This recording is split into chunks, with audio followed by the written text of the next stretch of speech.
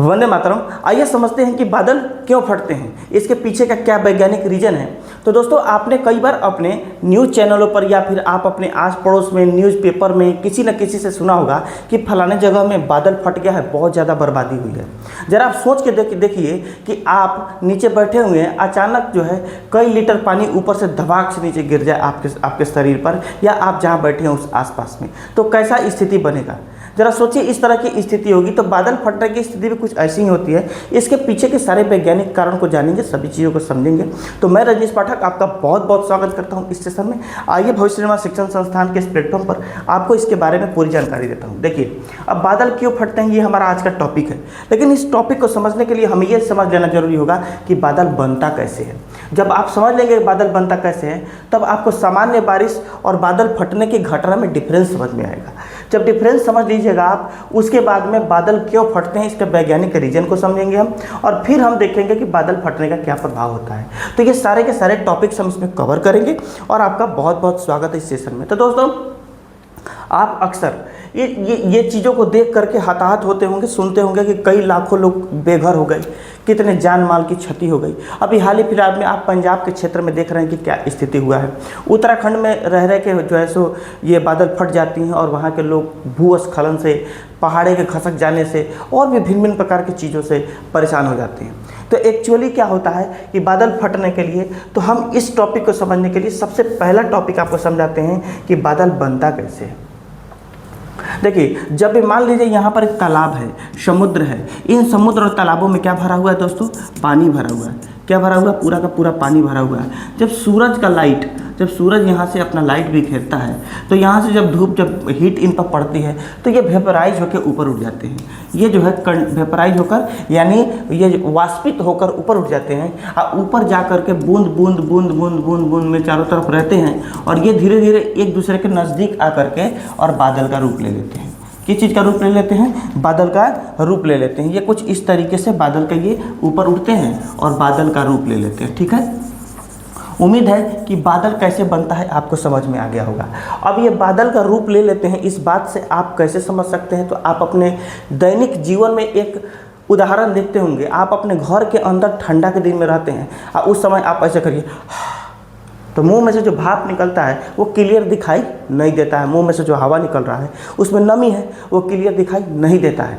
लेकिन जैसे ही आप घर से बाहर आइए ठंडी के दिन में और बाहर में करिए, तो ऐसा लगता है कि अंदर से धुआं निकल रहा है, अंदर से धुआं निकल रहा है। हम लोग बच्चा थे ना, तब उसको मज़ा लेते थे, दूगो एक होने से हो जाएगा, एक होने से हो जाएगा, अपना अपना धुआं लड़ा के देखते थे, क्या धुआं निकल रहा है मुंह से, समझे, बहुत मज़ा आता था। तो ये घटना चूँकि शरीर के अंदर हीट बना हुआ है, इसीलिए जो हवा में जो ड्रॉपलेट है, जो जल का कण हवा में है, वो दिखाई नहीं देता, वो इनविजिबल गैस फॉर्मेट में ज़्यादा रहता है।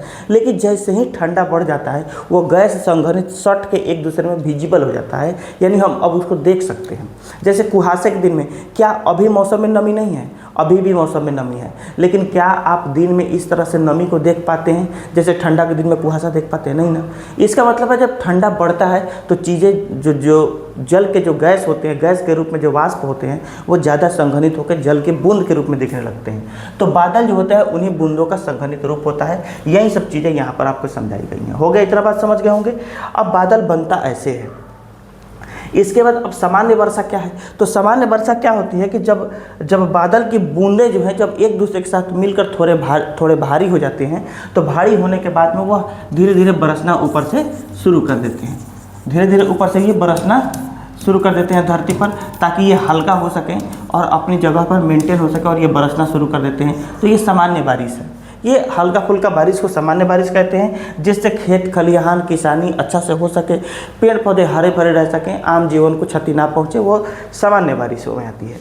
अब है बादल फटने की घटना क्या है। देखिएगा, बादल फटने की घटना में क्या होता है कि जब बहुत ज़्यादा पानी की मात्रा अचानक किसी क्षेत्र में आसमान से गिर पड़ता है, तो उस स्थिति को हम लोग बादल फटने की घटना के रूप में जानते हैं। उसके बाद में क्या कहता है कि इस समय जो बादल फटने की जो घटना होती है दोस्तों, इस 50 से 100 mm की बारिश कुछ ही घंटों में हो जाती है, जो कि बहुत भयानक पानी का मात्रा होता है, जो कम नहीं होता है किसी क्षेत्र को पूरा का पूरा जलमग्न कर देने के लिए, बर्बाद और तबाह कर देने के लिए।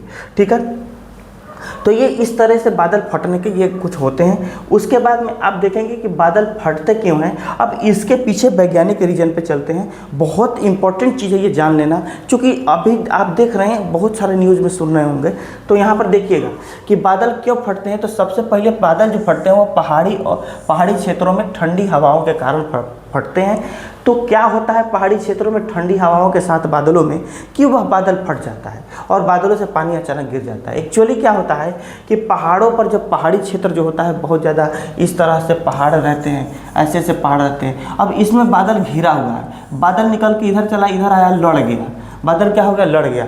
तो हो सकता है कि कोई गर्म हवा और ठंडी हवा अचानक बादलों से जाकर टकरा जाती है पहाड़ों पर, और तब जाकर के बादल जो होते हैं इतने घने होते हैं कि वह और ज़्यादा इकट्ठे हो जाते हैं और इकट्ठे होकर के और धड़ाम से धरती पर गिरना शुरू कर देते हैं। कुछ इस कारण भी मेरे भाई क्या होता है, बादल फटने की समस्या होती है। दूसरा समस्या है कंडेंसेशन, यानी बहुत तेज हो जाता है। जब कंडेंसेशन यानी संघनन तेज हो जाता है, कहने का मतलब क्या है कि ठंड ज़्यादा बढ़ जाएगा अचानक। ऊपर के माहौल में, ऊपर के एटमॉस्फेयर में ठंड बढ़ जाएगा ज़्यादा, और ठंड बढ़ने की वजह से जो जल की बूंदें जो बिखरी हुई हैं, थोड़ी पतली पतली कणों में हैं, वह तुरंत एक दूसरे के साथ चिपकना शुरू कर देंगे और चिपक करके इतने ज़्यादा संघनित हो जाएंगे कि ज़रूरत से ज़्यादा वो भारी हो जाएंगे कि उस वजन पर वो उस जगह पर वो टिक नहीं पाएंगे, इतने ज़्यादा भारी हो जाएंगे। और जब भारी हो जाने के बाद में धरती का गुरुत्वाकर्षण उसको अचानक खींच लेता है। ठीक है, तो कहता है कि अचानक नमी बढ़ जाता है वहाँ पे, और बढ़ने के कारण जो होता है जल आपस में भारी बूंद बना लेता है और भड़ाम से धरती पर गिर जाता है, जिसके वजह से बादल फटने का समस्या होता है। तो ये दूसरा कारण है। उसके बाद पहाड़ी क्षेत्र और ठंडी हवा में एक चीज़ देखिएगा आप कि कई बार पहाड़ी घाटियों में, इन पहाड़ी क्षेत्रों में क्या होता है कि कई बार, और ठंडी हवाएं जब वहाँ बहती रहती हैं तो कई बार ऐसा होता है कि पहाड़ी घाटियों में, ऊंचाई वाले क्षेत्रों में बादल फंस जाते हैं। अब मान लिए कि ये जो है ये पहाड़ है, ये क्या है, पहाड़ है। अब बादल यहाँ से जा रहा है, बादल इधर से जा रहा है और यहाँ गया और यहाँ अटक गया, यहाँ क्या हो गया, अटक गया। अब अटकने के कारण न इन्हें जा पा रहा है, न इन्हें जा पा रहा है, यही में जो है बादल बहुत अधिक मात्रा में घेरा गया। अब घेराने की वजह से ही भारी हो गया, अब भारी होकर फट जाता है और अचानक टूट के गिर पड़ता है। तो इससे भी बादल फटने की दुर्घटना हो जाती है। अब इसका क्या प्रभाव आम जनजीवन पर पड़ता है, ये अगर आप न्यूज़ प्रतिदिन देखते होंगे दोस्त, तो आपको जानकारी जरूरी होगी, जरूर इस बारे में जानते होंगे कि कितनी भयंकर क्षति होती है। बहुत दर्दनाक स्थिति हो जाता है उस क्षेत्र का जिधर बादल फटता है।